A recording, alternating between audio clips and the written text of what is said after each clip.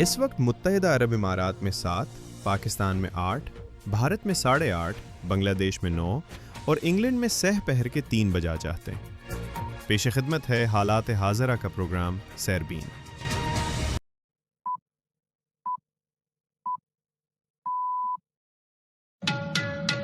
16 مارچ کے سیربین سے جاوید چودھری کا سلام۔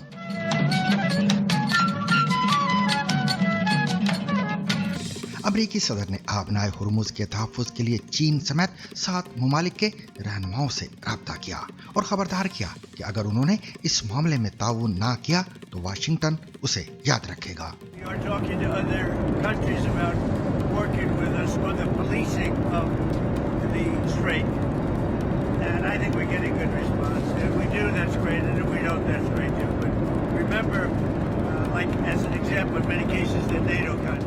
جاپان اور آسٹریلیا نے آبنائے ہرمز کی سیکیورٹی کے لیے اپنے جنگی جہاز بھیجنے سے انکار کر دیا۔ ایران سے متعلق موجودہ صورتحال میں سمندری سیکیورٹی آپریشن تعینات کرنے کے حوالے سے ہم اس وقت کسی ایسے اقدام پر غور نہیں کر رہے۔ ایرانی وزیر خارجہ عباس اراغچی نے امریکی صدر کے اس دعوے کو مسترد کر دیا ہے کہ ایران جنگ بندی چاہتا ہے۔ No, we never asked for a ceasefire and we have never asked even for negotiation. مشرق وسطی میں جاری لڑائی آج 16ویں روز میں داخل۔ اب تک کیا کچھ ہوا، اس کی تفصیل آج کے سیربین میں۔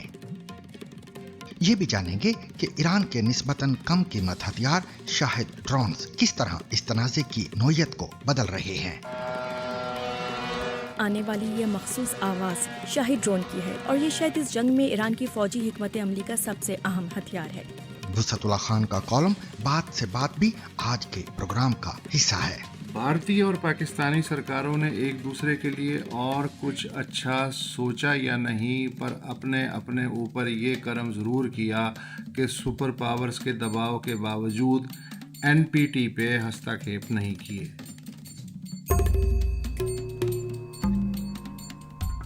اس کے علاوہ ZBC ریڈز میں سنیے گا پاکستان پر افغانستان کی جانب سے داغے جانے والے اسکڈ میزائل کی کہانی۔ 7 اپریل 1989 کی صبح ایک سوویت ساختہ اسکڈ میزائل پاکستانی سرحدی علاقے تورخم میں ایک ڈاکخانے پر گرا۔ یہ کابل سے داغا گیا تھا۔ دیگر عام خبریں اور تجزیے بھی آج کے سیربین میں شامل رہیں گے، لیکن ہمیشہ کی طرح سب سے پہلے اہم عالمی خبروں کا خلاصہ۔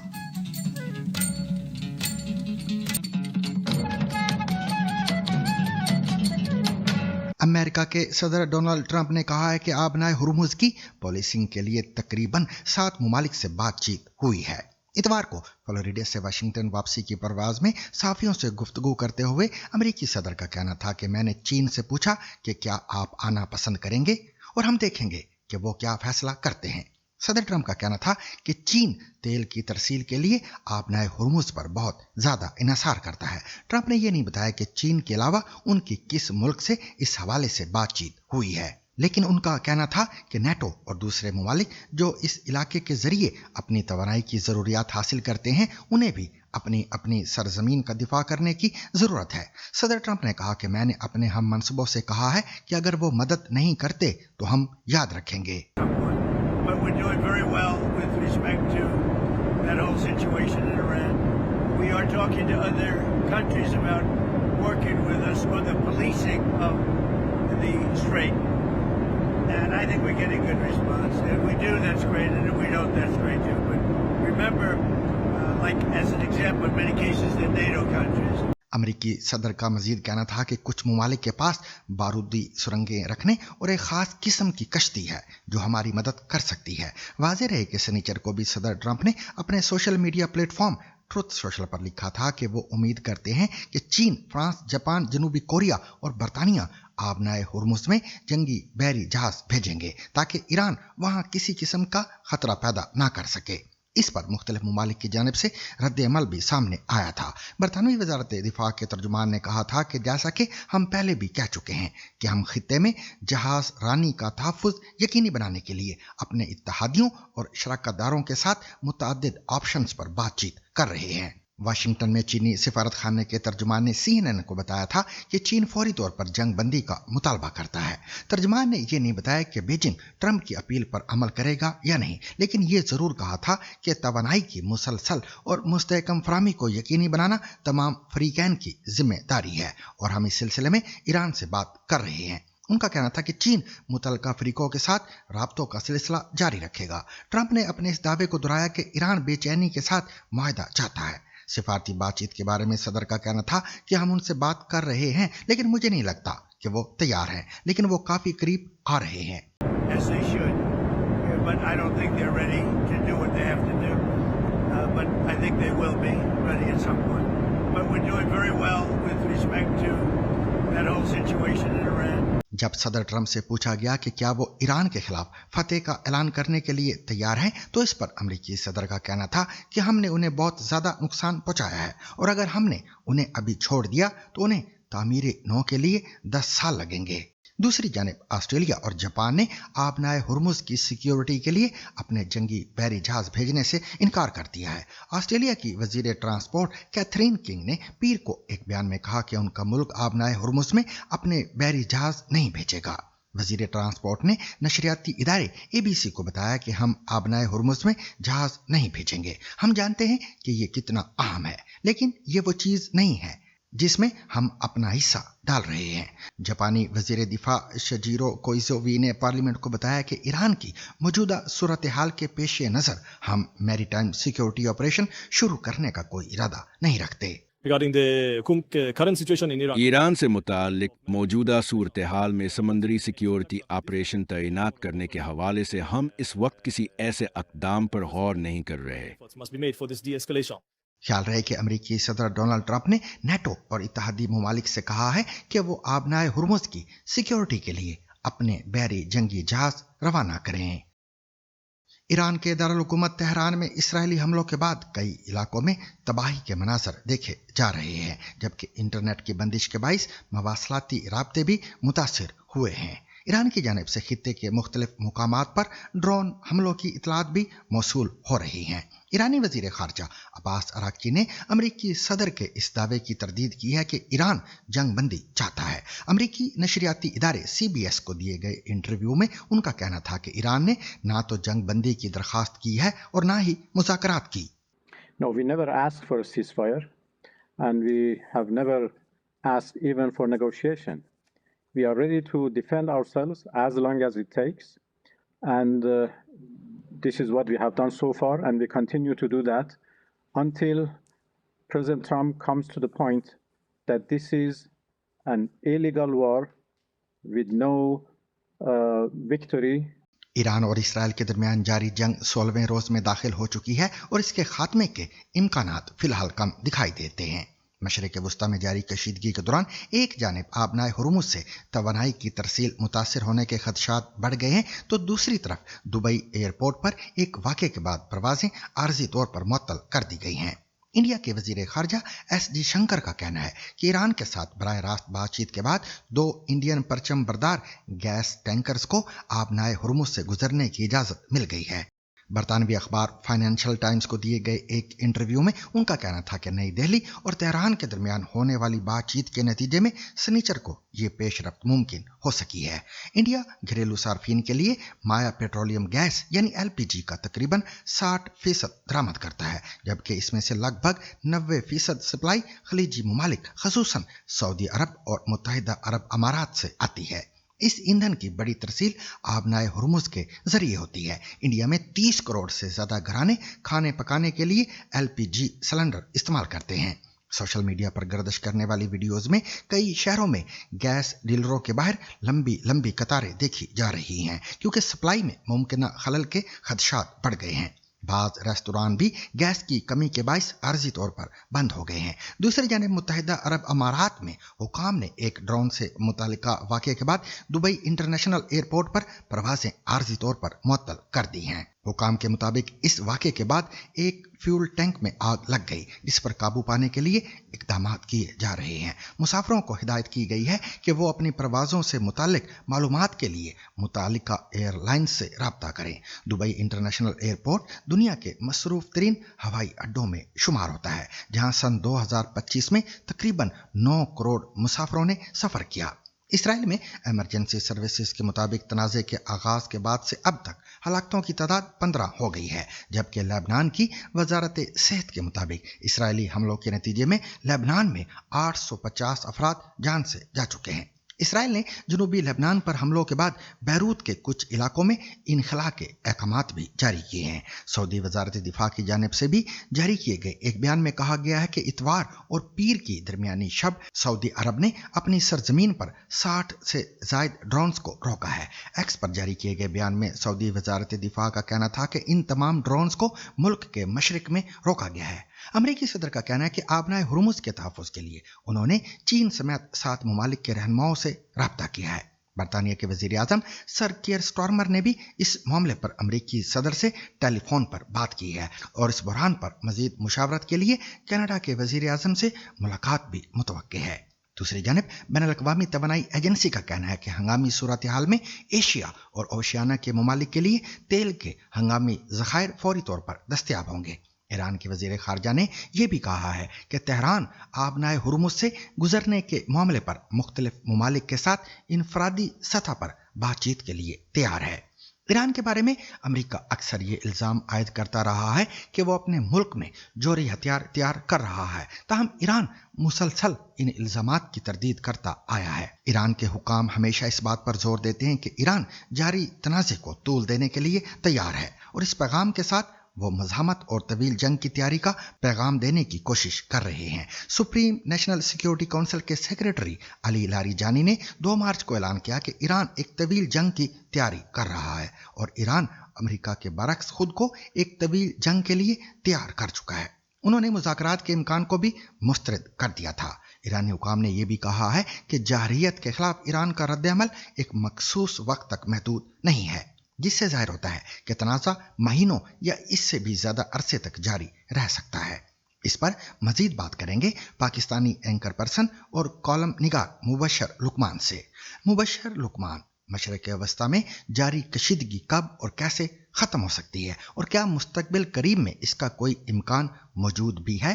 कहीं से कोई बारिश का पहला कतरा नज़र आ रहा है, यानी there is light at the end of the tunnel? देखिए, बात यह है कि कल बारिश का पहला कतरा जो है वो हमने देखा है गिरते हुए कि ईरान ने 3 ऐसी शराइत रखी जो बज़ाहिर अनरियलिस्टिक हैं, लेकिन उसने रखी। तो ये शुरुआत है। देखें, ईरान के लिए सबसे मुश्किल काम ये है कि अगर आयतुल्लाह खामेनी जो शहीद हो गए, अगर वो होते तो अभी तक ये किसी न किसी फॉर्म में सीज फायर हो जाना था। उनके लिए आसान था करना। उनकी शहादत और टॉप लीडरशिप की शहादत के बाद अगर कोई भी लीडर, अब नया लीडर जो है, वो आके एकदम से कोई टर्म्स पे एग्री कर ले सीज फायर के लिए, तो उसकी तो अपनी आवाम उसकी बुटियां कर देगी। वो तो उसका सब्र नहीं करेंगे। लेकिन अब अपना टाइम लेके होगा और कुछ उसमें शराइत ईरान की भी कबूल करनी पड़ेंगी। देखें, एक बात आप याद रखें कि 1400 साल पहले एक वाकया होता है, ये आज तक उसको याद रखे हुए हैं और उसको हर साल रीलिव करते हैं। तो आपके ख्याल में जो वाकया 10 दिन पहले हुआ, उसको ये 5 दिन में माफ कर देंगे, भूल देंगे? नहीं, ऐसा नहीं होगा। ये रेजिलियंट कौम है, ये अपने दोस्त और दुश्मन दोनों को याद रखती है और इजराइल खास तौर पे अब जो है उसको वे आउट नहीं समझ आ रहा। और अमेरिका की सबसे बड़ी प्रॉब्लम है कि वो सीज फायर तो कर ले, लेकिन तमाम उसने जो एग्रीमेंट्स गल्फ स्टेट से किए हुए हैं, वो इस वक्त जेपटी में है। गल्फ स्टेट जो है, उनके मतलब पता चला है कि वो आपस में उनकी बातचीत जो हो रही है वो ये है यार कि अमेरिका को हमने अपनी जगह पे आने दिया तो तबाही भी हमारी हुई, पैसे भी हम देते हैं, खर्चा भी हम करते हैं और तबाही भी हमारी होती है। ये अमेरिका तक तो पहुंच नहीं सकते। तो अमेरिका के लिए भी सीज फायर जो है وہ اتنا آسان نہیں ہے. اس کی ٹرمز جو ہیں وہ پورے ریجن میں اس کا فیوچر ڈٹرمن کریں گی. ریجن میں بہت سے ملک ہیں وہ یہ سوچنے پہ مجبور ہو گئے ہیں کہ ان کی عافیت کس چیز میں ہے. نیوٹرل ہونے میں ہے, سائیڈ لینے میں ہے, کسی اور سائیڈ پہ ہے. تو اس وقت وہ امریکہ کی سائیڈ پہ ہے نا, اور ان کو فائدہ نہیں, ان کو نقصان ہو رہا ہے. تو کیا نیوٹرل ہونے میں بھی ان کو نقصان ہے کہ نہیں؟ کیا صرف اسرائیل سے ان کو ڈر ہونا چاہیے؟ یعنی بہت سی چیزیں ہیں جس کا وہ سوچ رہے. دیکھیں, میں ابھی آپ کے ریکارڈنگ سے تھوڑی دیر پہلے میں کچھ ویڈیوز دیکھ رہا تھا جو یو اے ای اور قطر کی ہیں, اور بڑی الارمنگ ویڈیوز ہیں. اب اگر جنگ آج رک جاتی ہے اور سیز فائر جو ہے وہ لیوک وارم ہوتا ہے کہ جی ٹھیک ہے, وائڈر انٹرسٹ میں دونوں پارٹیوں نے ایگری کر لیا سیز فائر کے لیے, تو پھر تو ان کے اوپر تلوار لٹکی رہے گی. ان کی جو انویسٹمنٹس ہیں وہ دوبارہ نہیں آتی.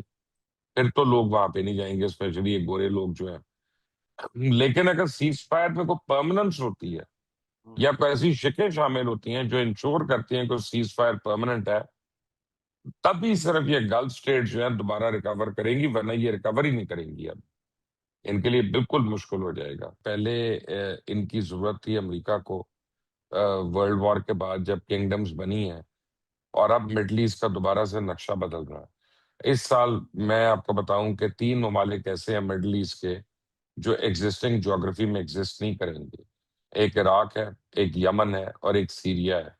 اور اگر یہ باقی لوگوں نے اپنے فیصلے انڈیپینڈنٹلی نہیں کرنے شروع کیے تو یہ بھی کنگڈم سے شیخڈم پہ ہی آ جائیں گی.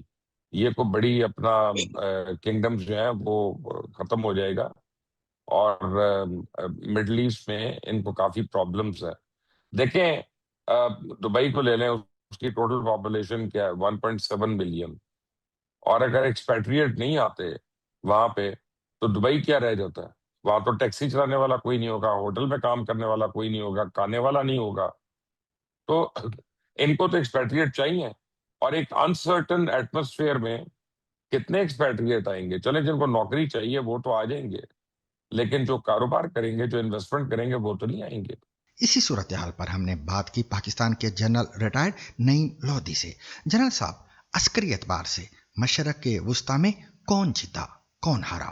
نمبر ایک تو یہ ہے کہ وہ ہنٹنگٹن کی جو تھیوری تھی, کلیش آف سیولائزیشن, اس کی مینیفیسٹیشن ہے کہ, اور پھر ریلیجس اینگل بھی ہے اس کا. وہ بھی آپ جانتے ہیں کہ جی ہماری کتاب میں یہ لکھا ہے کہ اتنا علاقہ ہمارا ہونا چاہیے اور یہ ایسے ہوگا. اور اس کو ایک آپ کیا کہیں, کوئنسیڈنس کہیں کہ دونوں طرف کی کتابیں اس کا ذکر کرتی ہیں. تو اس لحاظ سے وہ جو جذبات ہیں وہ آپ سمجھ سکتے ہیں کہ کس طرح. کچھ لوگوں کا یہ خیال ہے, آپ بہتر جانتے ہیں کیونکہ وہاں پر موجود ہیں, کہ چونکہ امریکن آئل نکالنا ذرا مہنگا پڑتا ہے باقی تیلوں کے مقابلے میں, تو اس کو برابر لانے کے لیے یہ کام کیا گیا ہے, تاکہ یہ بھی ایک تھیوری ہے. پھر یہ بھی ہے کہ گریٹر اسرائیل کے معاملے میں حائل صرف ایک ہی ملک جو فزیکلی کھڑا تھا وہ ایران ہے. تو اس لیے گریٹر اسرائیل کی تھیوری جو ہے وہ بھی اس میں کام کرتی ہے. پھر آپ جب ملاقات ہوئی, آپ کو پتہ ہے کہ مودی صاحب کی نیتن یاہو سے تو جو بات ہوئی سنی ایکسس اور شیعہ ایکسس کی, آپس میں ان کو لڑوانے کا معاملہ, تو وہ بھی, تو اس قسم کی تھیوری چل رہی. پھر یہ کہ کچھ ازمپشنز میرا خیال ہے ایسی تھیں اسرائیل کی اور امریکہ کی جو کہ صحیح ثابت نہیں ہوئی. ان کا یہ خیال تھا کہ یہ وار شارٹ ہوگی اور چند دنوں میں ختم ہو جائے گی, کیونکہ پچھلے سال اتنی سخت چوٹ لگی تھی, پھر لوگ اٹھے تھے, ایک قسم کی انسریکشن کی موومنٹ تھی. تو ذرا ان کو دبائیں گے, ذرا ان کی تباہی ہوگی تو لوگ باہر نکل آئیں گے. وہ 4 دن والی بات بھی ٹھیک نہیں ہوئی, وہ لوگ بھی باہر نہیں نکلے. پھر ان کا یہ خیال تھا کہ ہم استعمال کر سکیں گے کردوں کو, آذریز کو, نیچے سے بلوچوں کو, بوٹس آن گراؤنڈ کو کمپنسیٹ کرنے کے لیے. وہ بھی آپ نے دیکھا کہ میں کہتا ہوں بلوچستان والے معاملے میں تو پاکستان کا بڑا کردار ہے, کہ وہ جو حملے ہوئے تھے بلوچستان میں 10-12 شہروں کے اوپر, جس صورت کے ساتھ پاکستانی فوج نے اس کو ختم کیا تھا, تو وہ جو نیچے سے بلوچوں کی طرف سے کوئی پیش قدمی تھی, اس کا تو اسی وقت میرے خیال پاکستان نے مکھ مار دی تھی. تو اس کا تو اب آپ کو پتہ ہے, اوپر سے بھی کردوں نے بھی اعلان کر دیا کہ ہم نہیں آئیں گے, تو پھنس گئے ہیں. ان کا یہ خیال تھا کہ جی ہم یہ ہارمز جو ہے اس کو کبھی بند نہیں ہونے دیں گے, وہ بھی ایرانی اپنی مرضی سے کر رہے ہیں. تو ایک ایسیمیٹریکل وار جس میں جو اہداف ہیں جنگ کے وہ بھی دونوں کے مختلف ہیں. امریکہ اور اسرائیل کی طرف سے تو اہداف بدلتے رہے. پہلا ہدف یہ تھا کہ ایران گھٹنے ٹیکے گا اور ہتھیار ڈال دیں گے اور ہم اس پورے علاقے کو آزاد کروا لیں گے. وہ ان کا ہدف پورا نہیں ہوا. رجیم چینج ہوگا، ہدف پورا نہیں ہوا. ان کے میزائل اور بالکل ہم تباہ برباد کر دیں گے، وہ پچھلی دفعہ بھی ان کا دعویٰ تھا، ہدف پورا نہیں ہوا. ہم لوگ ہمارے فوجی اتر کر قابو کر لیں گے جو ان کے پاس فسائل مٹیریل ہے، وہ بھی پورا نہیں ہوا. عرب ان کو جوائن کر لیں گے اس جنگ میں، وہ بھی پورا نہیں ہوا. تو اب تو لیکن وہ چونکہ ایک بڑی طاقت ہے اور مل کر وہ دونوں بہت ہی بڑی طاقت ہیں، وہ تو کسی بھی وقت اپنے جیت کا اعلان کر دیں گے، چاہے کچھ بھی اور کہیں گے جی ہم جیت گئے اور چلے جائیں. جیسے کہ آپ کو نظر آ رہا ہوگا ایران کا ایک ہی ہدف تھا کہ اس گمبھیر صورتحال سے صحیح سالم نکل جائیں، ایران ٹوٹے نہ، یہاں پر لوگ اس رجیم کے خلاف کھڑے نہ ہوں. وہ تو میرا خیال امریکہ نے جو حماقت کی کہ خامنائی صاحب کی شہادت کے بعد یہ تو بات بالکل ہی ختم ہو گئی کہ جی لوگ اٹھیں گے اس رجیم کے خلاف، بلکہ رجیم زیادہ کنسولیڈیٹ کر گیا یہ کہا جائے. تو اب یہ سٹیل میٹ ہے میرے خیال میں. ایران اپنا ہدف پورا کر چکا ہے. اگر آج بھی جنگ بند ہوتی تو ایران از دی ونر. اور لیکن اگر جب بھی امریکہ جنگ بند کرے گا وہ دے ول سے دے آر دی ونر. اور آپ اور میں تو کچھ کہہ نہیں پائیں گے، بس یہیں پر بات کر سکیں گے کہ آپ کہیں گے کہ وہ جیتا ہے وہ جیتا. تو میرے بھائی جیت کوئی بھی نہیں رہا. نقصان بہت ہو رہا ہے، دنیا کا بھی نقصان ہو رہا ہے. اب وہ جو میں نے شروع میں کہے تھے assumptions کے، اب اس میں سے وہ سارے کے سارے اس میں موجود ہیں یا کچھ موجود ہیں. وہ اہداف اگر پورے ہو جاتے ہیں کہ تیل مہنگا ہو جاتا ہے اور اس قسم کے معاملات، تو آگے دیکھتے ہیں. لیکن مجھے ایک چیز کا احساس ہو رہا ہے کہ شاید ایکسپینشن آف اسرائیل اس جنگ کے بعد یہیں پہ رک جائے گی. جہاں پر اسرائیل ہے کچھ حصہ اس نے لبنان کا لے لیا ہے، وہاں پر شاید رک جائے گا. باقی یہ ہے کہ یہ سوچنے کی بات یہ تھی کہ اگر حماس جیسی چھوٹی اسٹرپ جو کہ 7-8 کلومیٹر چوڑی اور 30-35 کلومیٹر لمبی ہے، اگر وہاں کے لوگوں نے ہتھیار نہیں ڈالے تمام تر کوشش کے باوجود، تو اتنا بڑا ملک، اتنی بڑی آبادی کیسے ہتھیار ڈالے گی؟ یہ میں حیران ہوں کہ ان لوگوں کی سمجھ میں یہ بات کیوں نہیں آئی. آپ بہتر جانتے ہیں، وہاں پر بیٹھے ہیں، میں تو دور سے اندازہ ہی لگا سکتا ہوں. جی مبشر لقمان اور جنرل ریٹائرڈ نعیم لودھی، آپ دونوں کا شکریہ. سامعین، بحرین، متحدہ عرب امارات، کویت، قطر اور سعودی عرب، یہ سبھی ممالک ایرانی ڈرون حملوں کی زد میں آ چکے ہیں. ایسے میں کہ جب ایران مسلسل اپنے حملوں میں سینکڑوں شاہد ڈرونز کا استعمال کر رہا ہے، تو آئیے افتخار خان اور نعمان مسرور سے جانتے ہیں کہ کس طرح یہ کم قیمت ہتھیار اس تنازع کی شکل بدل رہا ہے. آنے والی یہ مخصوص آواز شاہد ڈرون کی ہے، اور یہ شاید اس جنگ میں ایران کی فوجی حکمت عملی کا سب سے اہم ہتھیار ہے. شاہد ڈرون، جسے خودکش ڈرون بھی کہا جاتا ہے، ایک مشن کے لیے بنایا گیا ہے: کسی ہدف کی طرف براہ راست پرواز کرنا اور دھماکے سے تباہ ہو جانا. ایران کی جانب سے 2000 کی دہائی کے آغاز میں تیار کیے گئے یہ ڈرون نسبتاً سادہ ٹیکنالوجی پر مشتمل ہیں اور زیادہ تیز رفتار نہیں، لیکن اس کے باوجود مہلک ثابت ہو رہے ہیں. بحرین میں امریکی نیوی کے 5ویں بیڑے، دبئی کے پام جمیرہ میں ایک ہوٹل اور سعودی عرب کی سب سے بڑی تیل کی ریفائنری راس تنورہ، یہ سب ایرانی شاہی ڈرونز کے حملوں سے نشانہ بنے ہیں.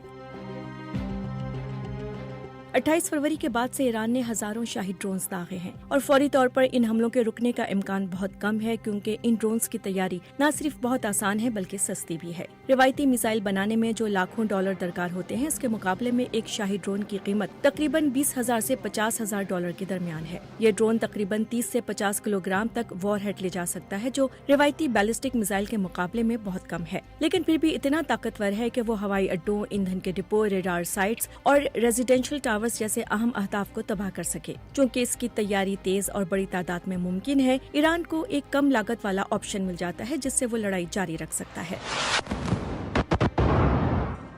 रूस ने सबसे पहले शाही ड्रोन्स को यूक्रेन के खिलाफ अपनी जंग में इस्तेमाल किया और अब ये इन ड्रोन्स की सबसे बड़ी पैदावार करने वाला मुल्क बन चुका है। अमेरिका ने भी शाही ड्रोन्स का अपना वर्जन तैयार किया है जिसे लोकस कहा जाता है। छोटा शाहिद 131 तकरीबन 1.5 मीटर लंबा है, जबकि बड़ा शाहिद 136 तकरीबन 1.5 से 3 मीटर लंबा है, जो आम कमर्शियल ड्रोन से काफी बड़ा है। लेकिन अमेरिकी लड़ाका ड्रोन्स MQ-9 रीपर के मुकाबले में बहुत सादा है। ये शाही ड्रोन आम कमर्शियल ड्रोन्स की तरह रिमोट कंट्रोल से नहीं उड़ता, बल्कि हदफ के GPS कोऑर्डिनेट्स पहले से प्रोग्राम कर दिए जाते हैं और ये एक छोटे प्रोपेलर इंजन के साथ एक मुकर्रर रास्ते पर निचली परवास करता है और कम बुलंदी पर उड़ाने के बाइस ये वही मखसूस आवाज पैदा करता है जिससे इसे उड़ते हुए पहचाना जा सकता है। इन ड्रोन्स की रेंज तकरीबन 1000 से 2500 किलोमीटर तक पहुंच सकती है, जिससे ईरान को खलीज और अपनी सरहदों से बहुत दूर अहदाफ तक हमला करने की सलाहियत मिलती है। शाही ड्रोन को इतना मौसर बनाने वाली बात यह है कि ये लागत के तवाजुन को बदल देता है। ड्रोन की कम बुलंदी पर परवास और लंबी साख्त इसे उन रेडार सिस्टम्स के लिए पकड़ना मुश्किल बना देती है जो मिसाइल्स को निशाना बनाने के लिए बनाए गए हैं।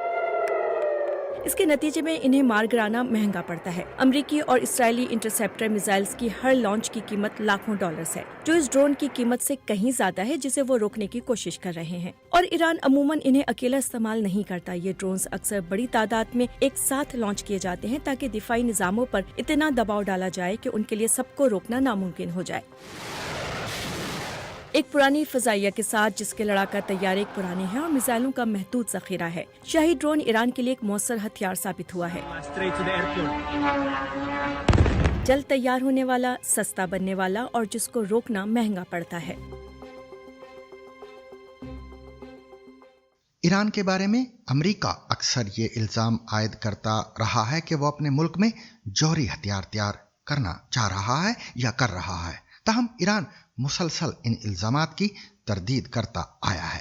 सन 1968 में जौहरी अदम फैलाव का मुआहिदा, जिसे NPT कहा जाता है, तय पाया था, जिस पर ईरान ने भी साइन किए थे। इस मुआहिदे का मकसद दुनिया में जौहरी हथियारों के फैलाव को रोकना था। ताहम भारत और पाकिस्तान ने इस मुआहिदे पर साइन नहीं किए थे और बाद दोनों ममालिक ने जौहरी तजर्बात भी किए। इसी मामले पर पाकिस्तान में मौजूद सीनियर सहाफ़ी वुसअतुल्लाह खान अपनी खसूसी राय पेश कर रहे हैं। भारतीय और पाकिस्तानी सरकारों ने एक दूसरे के लिए और कुछ अच्छा सोचा या नहीं, पर अपने अपने ऊपर ये करम ज़रूर किया कि सुपर पावर्स के दबाव के बावजूद NPT पे हस्तक्षेप नहीं किए।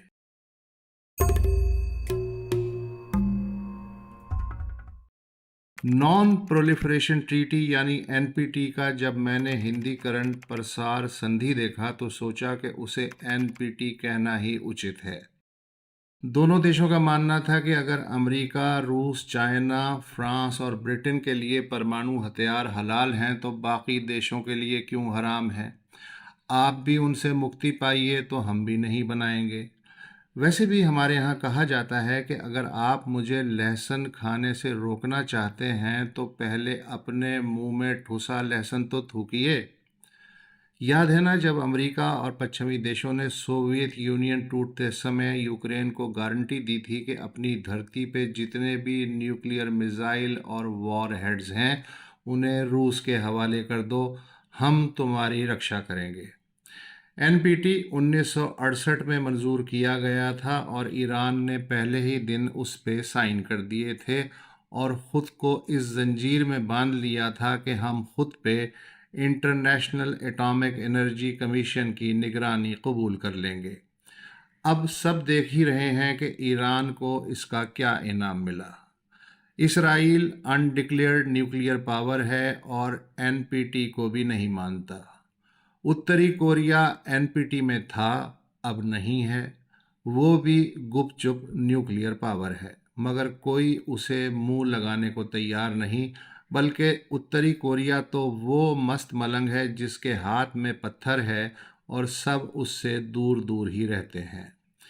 ज़रा सोचिए कि दक्षिण एशिया में सिर्फ भारत ही न्यूक्लियर पावर होता या सिर्फ पाकिस्तान ही के पास ये शक्ति होती तो क्या नक्शा होता।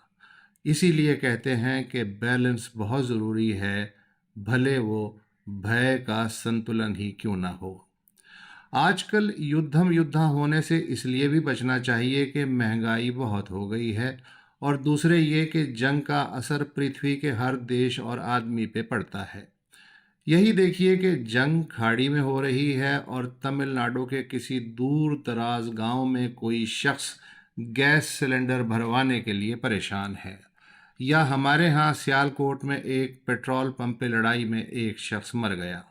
اب اس کی موت کا ذمہ دار ایران ہے یا امریکہ یا اسرائیل، کس سے پوچھیں؟ ایک طرف باقی دنیا کو اپنی پڑی ہے اور پاکستان افغانستان کا اپنا چل رہا ہے۔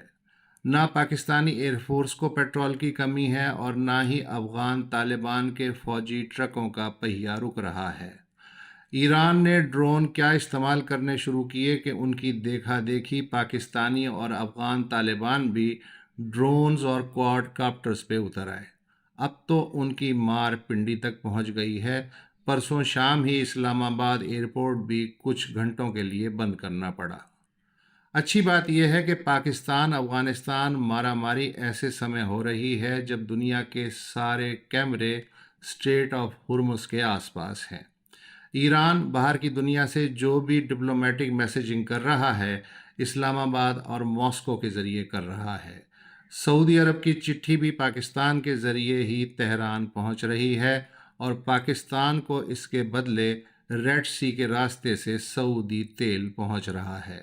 سرکار نے اس کی قیمت میں پہلے ہی 55 روپے فی لیٹر کا اضافہ کر دیا ہے، اس لیے پیٹرول پمپس پہ اتنا رش نہیں ہے۔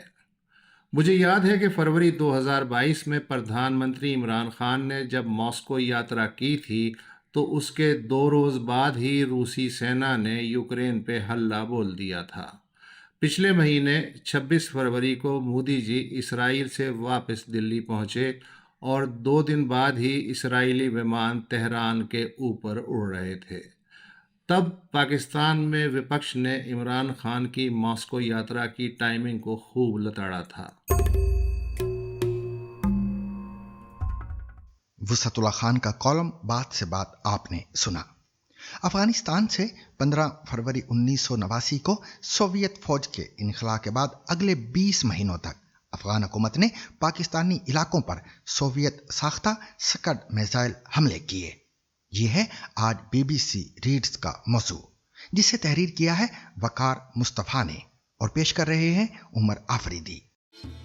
7 اپریل 1989 کی صبح ایک سوویت ساختہ سکڈ میزائل پاکستانی سرحدی علاقے تورخم میں ایک ڈاکخانے پر گرا۔ یہ کابل سے داغا گیا تھا۔ پاکستان نے اس حملے کو افغان حکومت کی اشتعال انگیزی قرار دیا۔ کابل نے اسے ایک حادثہ قرار دیا مگر معافی نہیں مانگی، بلکہ بعد میں کئی ماہ تک پاکستانی علاقوں پر افغان سرزمین سے سکڈ میزائل برستے رہے۔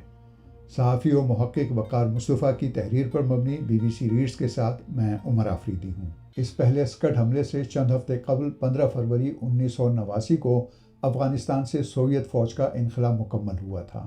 سوویت فوج افغانستان میں کب اور کیوں آئی تھی اور جاتے ہوئے اس وقت کی افغان حکومت کو جدید اسلحہ کیوں دے کر گئی؟ اس کے لیے ہمیں افغانستان کی تاریخ میں چند برس پہلے جانا پڑے گا۔ ہوا یہ کہ انخلا سے کوئی 11 سال پہلے اپریل 1978 میں People's Democratic Party of Afghanistan نے صدر محمد داؤد خان اور ان کے خاندان کو قتل کر کے اقتدار پر قبضہ کیا اور ملک میں کمیونسٹ انقلاب کا اعلان کیا۔ افغانستان کے شمسی ہجری کیلنڈر کے دوسرے مہینے سور کی نسبت سے اس بغاوت کو انقلاب سور بھی کہا جاتا ہے۔ کابل کی کمیونسٹ حکومت کے خلاف مختلف مذہبی تنظیموں اور دیگر گروہوں نے مسلح مزاحمت شروع کر دی۔ اس مزاحمتی تحریک کی مذہبی توضیح کرتے ہوئے اسے جہاد اور اس سے وابستہ جنگجوؤں کو مجاہدین کہا گیا۔ مغربی اور مسلم ملکوں نے ان مجاہدین کو دامے درمے سخنے خوب پذیرائی بخشی۔ ان کے نزدیک یہ جہاد تھا یا نہیں، مگر اشتراکیت یعنی کمیونزم اور مغربی سرمایہ دارانہ نظام یعنی کیپٹلزم کے درمیان جنگ ضرور تھی جس کا ایندھن افغانوں کو بننا تھا۔ کابل کی کمیونسٹ حکومت نے سوویت یونین سے مدد مانگی اور یوں 25 دسمبر 1979 میں سوویت فوجیں افغانستان میں داخل ہوئیں اور 9 برس اور 7 ہفتے افغانستان میں رہیں، جب 15 فروری 1989 کو آخری سوویت فوجی نے مذکورہ سکڈ حملے سے 1.25 ماہ پہلے افغانستان اور ازبکستان کے درمیان بہنے والے دریائے آمو پر بنا پل حیرتاں یا پل دوستی عبور کیا۔ یونائٹڈ پریس انٹرنیشنل کے جیرالڈ نیڈلر کی 2 نومبر 1988 کی رپورٹ کے مطابق سوویت یونین نے اعلان کیا کہ وہ افغانستان سے نکلنے سے پہلے درمیانی فاصلے تک مار کرنے والے میزائل اور جدید ترین ہتھیار کابل حکومت کو دے گی تاکہ وہ بقول اس کے انقلاب دشمن اجرتی مزاحمت کاروں کا مقابلہ کر سکے۔ اس وقت کے افغان صدر نجیب اللہ کا الزام تھا کہ ان کی حکومت کے خلاف کیے جانے والے حملوں کو پاکستان کی پشت پناہی حاصل ہے۔ نیڈلر نے لکھا کہ امریکہ نے ان ہتھیاروں کی شناخت مائع ایندھن استعمال کرنے والے زمین سے زمین پر مار کرنے والے اسکڈ میزائلوں کے طور پر کی، جو پاکستان تک پہنچنے کی صلاحیت رکھتے تھے، اور ساتھ ہی اسلام آباد کی مکمل حمایت جاری رکھنے کا واضح اعلان کیا۔ مئی 1988 میں جنیوا معاہدے کے وقت اقوام متحدہ کا ایک مشن برائے افغانستان و پاکستان قائم ہوا تاکہ افغانستان سے متعلق معاہدوں پر عمل درآمد کو یقینی بنایا جا سکے اور خلاف ورزیوں کی جانچ کی جا سکے۔ یہ مشن مارچ 1990 تک فعال رہا۔ The Oxford handbook of United Nations peacekeeping options کے مطابق مشن کے آغاز سے ہی کابل اور اسلام آباد نے ایک دوسرے کی مداخلت سے متعلق شکایات کی۔ ہینڈ بک میں مشن کے حوالے سے لکھا ہے کہ افغانستان نے مجاہدین کی سرحدی نقل و حرکت اور افغان حکومت کو گرانے کے لیے افغان شہر جلال آباد میں سرگرمیوں کی شکایت کی۔ پاکستان نے فضائی حدود کی خلاف ورزی، افغانستان کی طاقتور خفیہ ایجنسی، خدمات اطلاعات دولتی یا خاد سے منسوب دہشت گرد حملوں اور پاکستانی علاقے میں میزائل حملوں کی شکایتیں درج کروائیں، مگر اس مشن کے پاس نہ سیاسی حمایت تھی اور نہ وسائل، اس لیے وہ تنازع میں شامل فریقوں کی شکایات کو بغیر تحقیق کے صرف درج کر سکتا تھا، انہیں معاہدوں کی پابندی پر مجبور نہیں کر سکتا تھا۔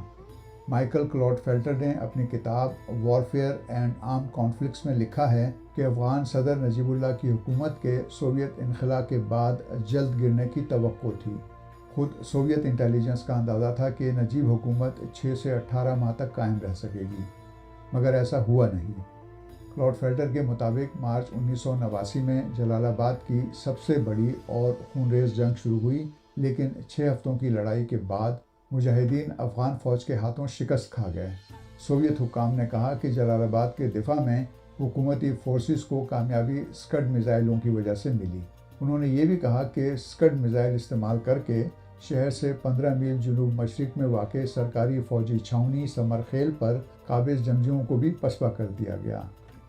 امریکی اخبار نیو یارک ٹائمز کے خصوصی نامہ نگار جان ایف برن نے لکھا کہ پاکستان نے تصدیق کی کہ درمیانی فاصلے تک مار کرنے والا اسکڈ میزائل 7 اپریل 1989 کو پاکستانی حدود میں اس مقام کے قریب گرا جہاں جلال آباد اور پشاور کے درمیان سڑک سرحد کو عبور کرتی ہے۔ اس واقعے میں کوئی جانی نقصان نہیں ہوا۔ یونائٹڈ پریس انٹرنیشنل کی رپورٹ کے مطابق اس سے پہلے 16 نومبر 1988 کو بھی افغانستان سے داغا گیا ایک میزائل پاکستان کے سرحدی گاؤں پر گرا تھا، جس کے نتیجے میں کم سے کم 10 افراد ہلاک اور 15 زخمی ہو گئے تھے، لیکن تب یہ تعین نہیں ہو سکا تھا کہ وہ سوویت یونین کی جانب سے افغان فوج کو فراہم کیا گیا اسکڈ میزائل تھا یا نہیں۔ یوں پاکستان پر پہلا ریکارڈ شدہ افغان اسکڈ میزائل حملہ 7 اپریل 1989 ہی گنا جاتا ہے۔ پاکستانی علاقوں پر یہ اسکڈ میزائل حملے نومبر 1990 تک ہوتے رہے، جن میں درجنوں افراد ہلاک و زخمی ہوئے۔ نجیب حکومت نے مزاحمت کچلنے کے لیے ملک کے اندر بھی اسکڈ میزائلوں سے کام لیا۔ سی کرسٹین فیئر اور سارا جے واٹسن کی کتاب پاکستانز انڈیورنگ چیلنجز کے مطابق نجیب اللہ کی حکومت توقع سے زیادہ عرصے مستحکم رہی، لیکن اس کا دار و مدار ماسکو کی مدد پر تھا۔ دسمبر 1991 میں سوویت یونین ٹوٹ گئی اور اپریل 92 میں کابل پر مجاہدین کا قبضہ ہو گیا۔ ملک کی طاقتور خفیہ ایجنسی خاد کے چیف رہنے والے افغان صدر نجیب اللہ نے کابل میں اقوام متحدہ کے احاطے میں پناہ لی۔ رفتہ رفتہ مجاہدین دھڑے اقتدار پر قبضے کے لیے خانہ جنگی میں لگ گئے۔ ملک طوائف الملوکی اور انتشار کی لپیٹ میں آ گیا۔ مقامی کمانڈروں یا وار لارڈز نے منمانی شروع کر دی اور جگہ جگہ اپنی حکومتیں بنا لی، حتیٰ کہ دارالحکومت کابل کے مختلف علاقوں پر مجاہدین کے الگ الگ دھڑوں کا راج تھا۔ اسی انتشار انگیز ماحول سے طالبان ابھرے اور لوگوں کو वॉरलॉर्ड्स के शिकंजे से निजात दिलाई। सितंबर 96 में काबुल पर कब्जे के बाद तालिबान ज़बरदस्ती अक़वाम मुत्तहिदा के अहाते में घुस गए और वहाँ पनाह गुज़ीर साबिक़ अफ़गान सदर मोहम्मद नजीबुल्लाह अहमदज़ई को अहाते से निकालने के बाद फंदा लगाकर कत्ल कर दिया। वकार मुस्तफ़ा की तहरीर आपने उमर आफरीदी की ज़बानी सुनी और इसके साथ ही आज का सैरबीन अपने इख्तिताम को पहुंचा। मुझे और मेरी पूरी टीम को कल तक के लिए इजाज़त दीजिए, लेकिन इजाज़त लेने से पहले अब तक की खास खबरें।